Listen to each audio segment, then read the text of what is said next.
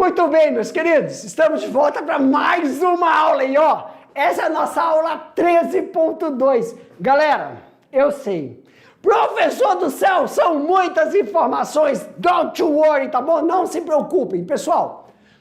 Essa aula é só uma aula geral, uma aula básica. Daqui a pouco a gente vai fazer imersão em cada situação. Mas o que a gente vai fazer agora, professor? Vamos relembrar o que falamos na aula 13.1. Agora é a aula 13.2. Meu diretor, joga na tela.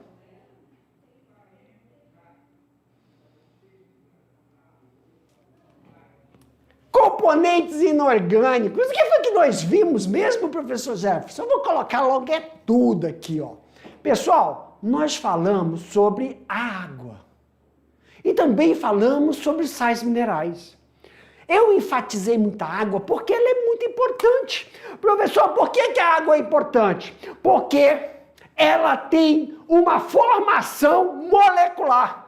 Ela é formada por dois tipos de átomos. Ela é formada pelo átomo de oxigênio que pertence à família 6A. É formada por dois átomos de hidrogênio.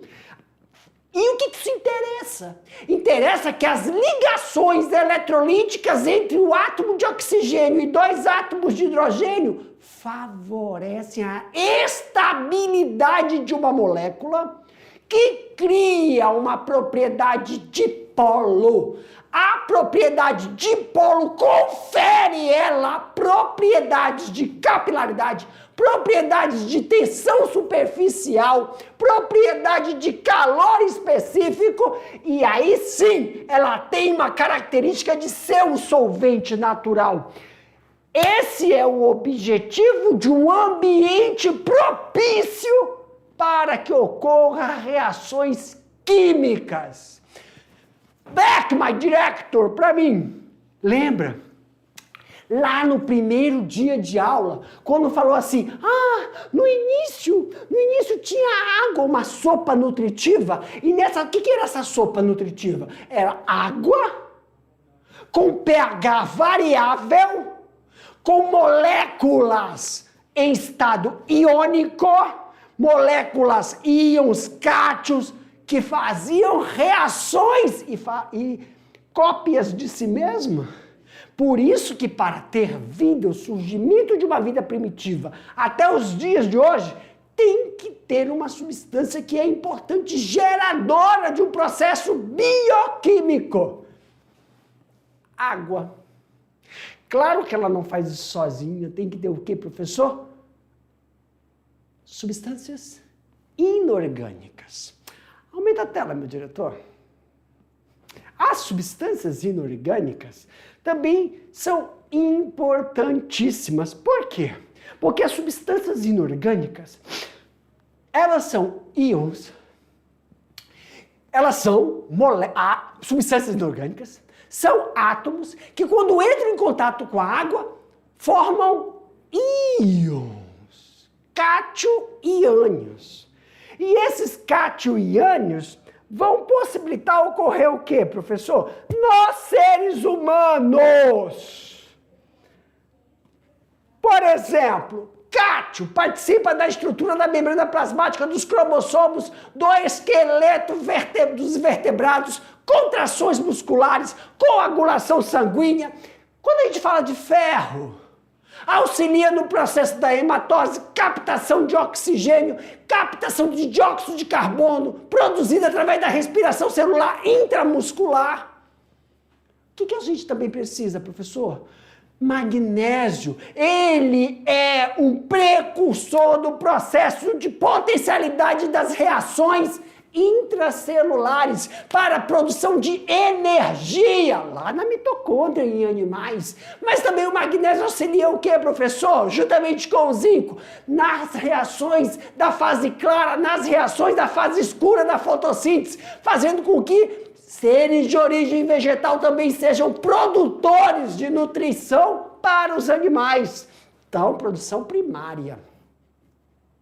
Também os sais minerais auxiliam no potencial de transmissão de correntes neuronais. Então, tanto o sistema nervoso central periférico, simpático, parasimpático, eles funcionam por causa dos sais minerais. Claro que dependendo do tipo de tecido nervoso que nós estamos falando, mas os pulsos nervosos são dependentes dele. E não podemos deixar de enfatizar que as suas ações eletrolíticas só são possíveis porque todos esses tecidos estão imersos em água.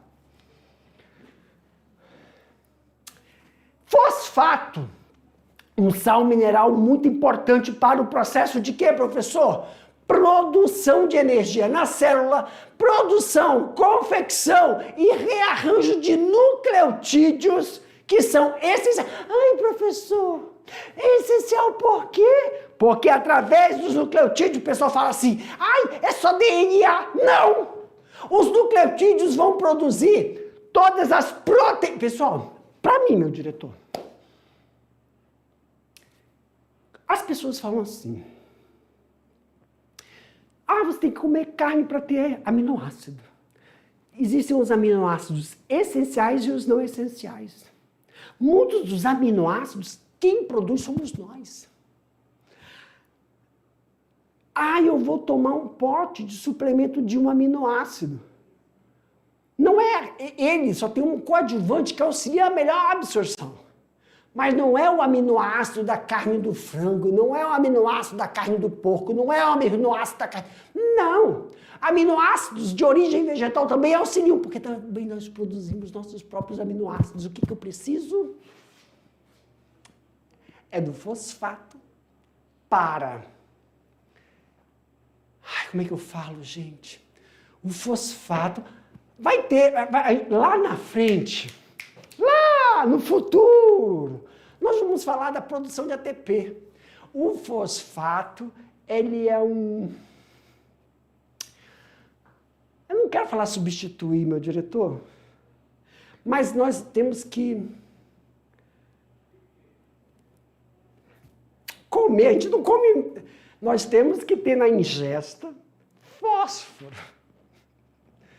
ferro, para que esse ferro seja utilizado na produção de ATP, de energia, que é como se fosse um dinheiro para toda a célula funcionar, para você produzir seu tecido muscular. Pronto, eu vou ficar por aqui, aumenta a tela, senão eu vou aprofundar e não há um momento. Pode aumentar, meu diretor. E iodo. O iodo, pessoal, para mim, meu diretor, é uma substância inorgânica. Porque ele vai direto aonde, professor? Tá bom, a gente tem um metabolismo, mas ele vai para um metabolismo muito específico, que são metabolismos hormonais, que é diferente para homem e para mulher. Tá, não vamos entrar nessa, mas é diferente. Mas o iodo, ele auxilia no processo metabólico hormonal. Sem ele, a fonte de produção de hormônio, que são lipídios, não vai ter uma eficiência metabólica proporcional às necessidades hormonais de uma mulher, às necessidades hormonais de um homem.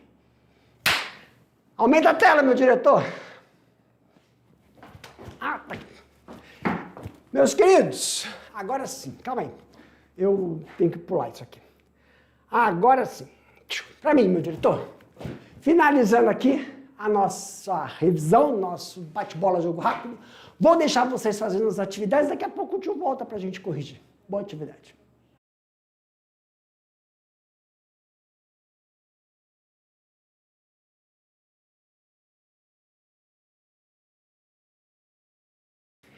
E aí, pessoal? Acho que são 5 questões, não é? Como é que nós vamos proceder, professor? Simples! Vamos colocar as questões na tela, eu vou ler a questão aberta, a gente vai colocar aí a resposta e eu vou comentar a resposta. Durante a argumentação da resposta, os professores presenciais sempre falam assim, professor Jefferson, tem que estar igual, idêntico ao que aparece aí, os alunos estão perguntando. Não, meus queridos, não precisa estar igual, não. Como é que nós podemos fazer? Eu vou comentar a resposta. O que os professores falam? Professor Jefferson, eles escreveram a mesma coisa com outras palavras. Está corretíssimo. O que a gente pede uma atenção é, eles usaram os termos técnicos, os conceitos. Se não, o que acontece? Os estudantes, eles quem, Jefferson? Os estudantes. Na grande maioria, os estudantes descrevem, dentro da elaboração da resposta, o termo técnico, mas não coloca a palavra. Então, nesse momento que você falou assim, ele escreveu a mesma coisa, só não botou essa palavra aí. Sublinha o que ele descreveu e coloca o termo técnico entre parênteses. Desta forma, vai criar uma familiarização e isso auxilia no processo de avaliação e enriquecimento do conhecimento sobre determinados termos. Na biologia, uma palavra tem uma consistência para o entendimento do processo morfofisiológico e a interação entre os seres animais, vegetais do mundo biótico, interagindo com os integrantes do meio abiótico. Tá bom? Tá bom. Então, vamos para as correções e sanar as dúvidas que possam ter surgido durante a elaboração da resposta. Meu diretor, pelo amor de Deus, joga na tela. Questão de número 1. A água é a substância mais abundante em todos os seres vivos. Significa que se você pegar qualquer ser vivo, um homem, uma mulher, proporcional, criança, uma árvore, e você verificar o que é matéria sólida e o que é matéria líquida, a líquida é sempre maior, tomando as suas proporcionalidades, tá bom? No homem, representa cerca de 70% da sua massa. Considerando isso é a média, tá, pessoal? Isso é a média do brasileiro, a média do alemão, a média do asiático, a média do negroide. Essa é a média da raça humana.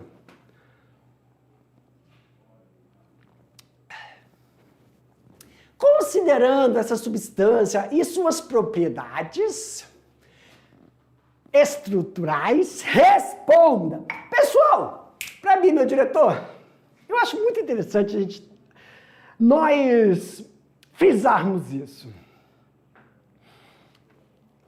Considerando a substância e suas propriedades estruturais, o que isso significa? Se eu fizesse uma prova não, se eu fizesse uma pergunta, valendo ponto, o que significa? Considerando a substância. O que ele quer dizer com substância, viu? A palavra substância tem uma integridade, ela tem informações substanciais.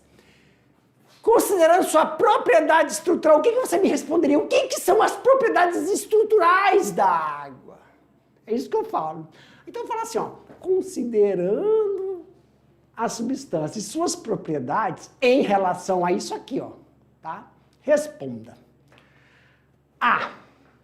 Qual a importância das ligações covalentes e das pontes de hidrogênio da molécula da água? Aumenta a tela, meu diretor. The answer. A ligação covalente, então aqui é a primeira, né? A ligação covalente estabelecida entre os dois átomos de hidrogênio e o átomo de oxigênio permite a formação de uma determinada molécula polar. Pessoal, vamos lá. Tá. A água, o oxigênio, tem o hidrogênio e tem aqui. Para mim, meu diretor, primeira frase para a gente entender.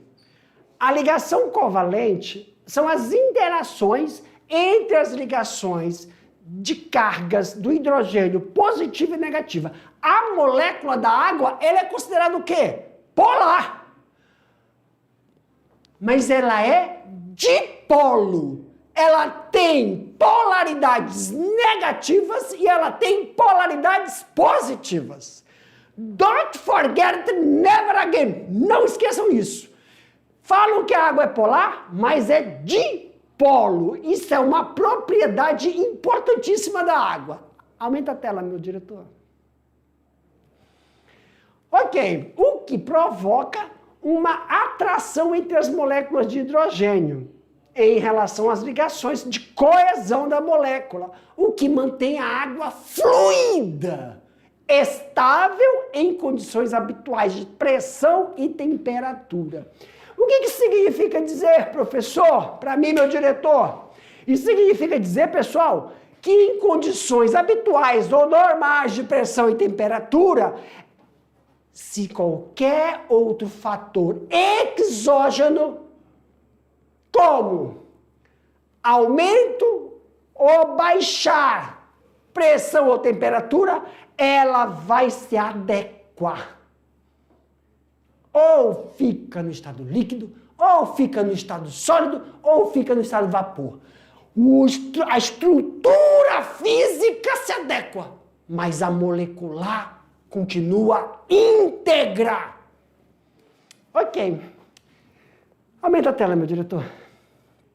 Questão de número 2. A água é muito importante para os seres vivos, tanto animal quanto vegetal, pois possibilita que ocorra reações químicas metabólicas. Qual das características da água que a tornam um solvente? Para mim, aqui ó, vamos lá, a polaridade da água explica a eficácia de separar as partículas. Caráter polar tende a diminuir as forças de atração dos íons encontrados em sais minerais e outros compostos.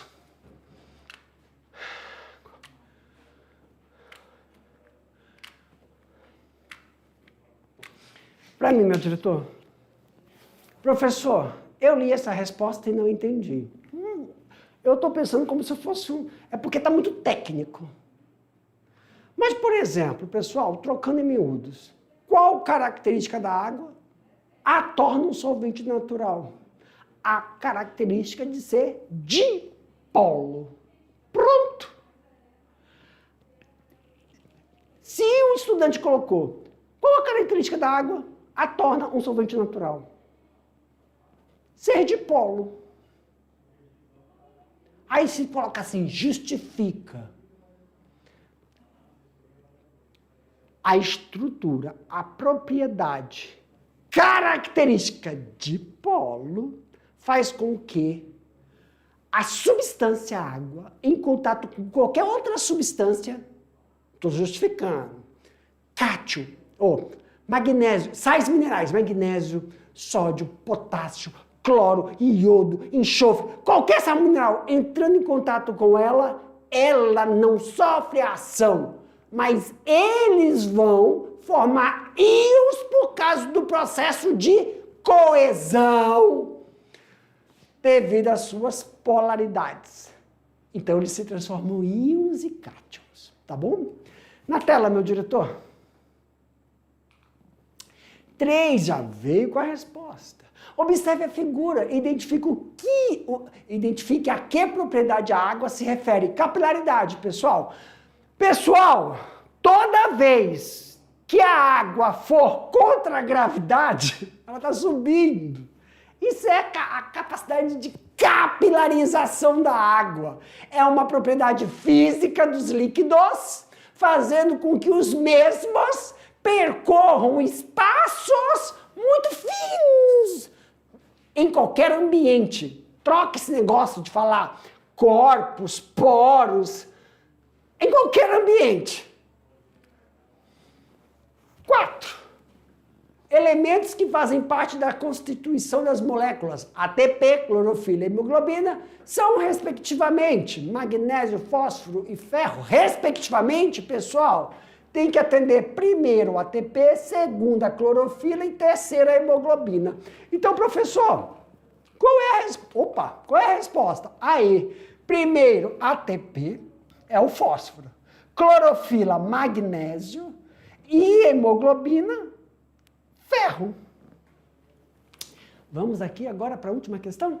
Os sais minerais são reguladores e desempenham diversas funções realizadas com o metabolismo. São considerados ativadores enzimáticos essenciais para o funcionamento celular. Sobre isso, é correto afirmar que o magnésio faz parte da hemoglobina? Não, né, gente? É o ferro. O enxofre atua na produção de hormônio? Não, gente, é o iodo. A coagulação sanguínea depende do potássio. A condução do impulso nervoso nos músculos e a contração é do ferro? Não! O sódio interfere na pressão na pressão e o volume da célula. Pessoal, volume celular. A alternativa correta é a alternativa E, tá? O sódio. Pressão cardíaca, tá? Arterial, mas eu estou falando cardíaca também. Então, a letra A é o ferro, a letra B é o iodo, a letra C é o cálcio e a letra D, potássio ou sódio. Para mim, meu diretor, um beijo, um abraço para vocês e até a próxima. Tchau.